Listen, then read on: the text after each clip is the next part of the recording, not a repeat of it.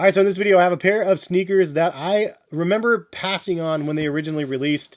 And this is like the most bizarre pair of sneakers. This might be the first pair of LeBron shoes that actually released. That was a GR release that was all of a sudden super hyped up, like crazy hyped up. And it was no different than like the Entourage 8s and everything else until the hype hit. And then now this is one of those shoes that a lot of people really wanted.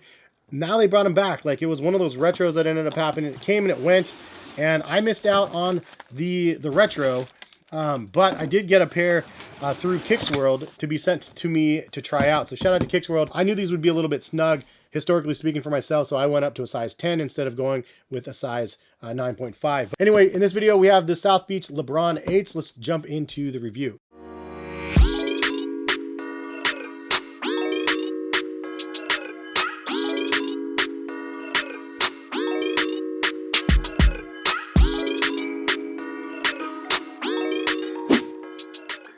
What is going on, guys? Hes here. Hopefully you're having a good day out there. Thank you guys for stopping by and watching. And if you guys are new to my channel, please consider subscribing. If you guys have not used my website, Collective Kicks, I post a bunch of sneaker deals that I curate for you guys. So go check that out in the description of the video. Also, while you're down there, if you want to check out Kicks World, it is a sneaker subscription service where you can actually sign up and get sneakers sent to you every single month.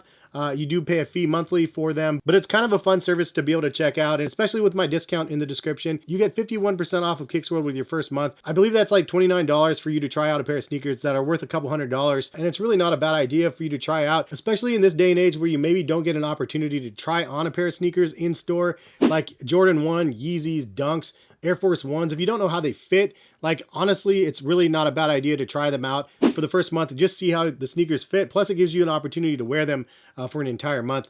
You can send them back and cancel your service, or just get another pair sent over to you. So anyway, throwing it out there if you guys want to check them out, link in the description. This is a shoe that was selling for roughly $1,200 before they retroed this last year in 2021. This is a shoe that I missed during that retro season, though. Kind of salty about that. I might actually exercise my ability to cash out on Kicks World and basically just pay extra whatever the market value is of these to Kicks World, and then I can actually keep my pair, which is an option for you guys to be able to do as well. But this is probably one of the most coveted colorways of the LeBron 8 lineage, and I remember a couple of them I had back in the day. And for story time, I actually had the opportunity to buy these for half price, like half of retail, back in the day when they were at the Nike employee store. I remember I actually went the day that these were there, didn't end up buying them, and then later I saw the prices. I was like, what the heck? Like, why are people paying that much for that colorway? Because it was just a GR. It was no initial hype, and then all of a sudden the hype train came flying by. This is the preheat colorway, though. Obviously, when LeBron decided the first time to change teams, he went over to Miami from Cleveland, and that was like a big shocker. But this is kind of a nod to that first transition, which lasted for a little while, did pretty well.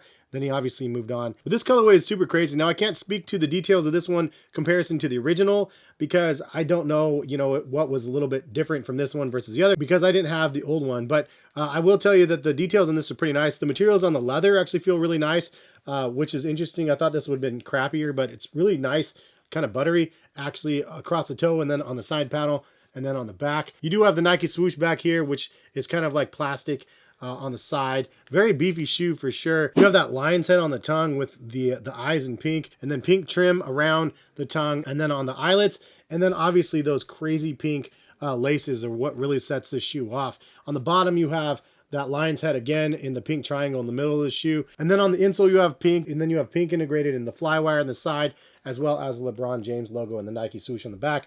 But it's definitely an accent to the shoe. It looks like it has glow-in-the-dark midsoles, but I don't actually think they glow in the dark.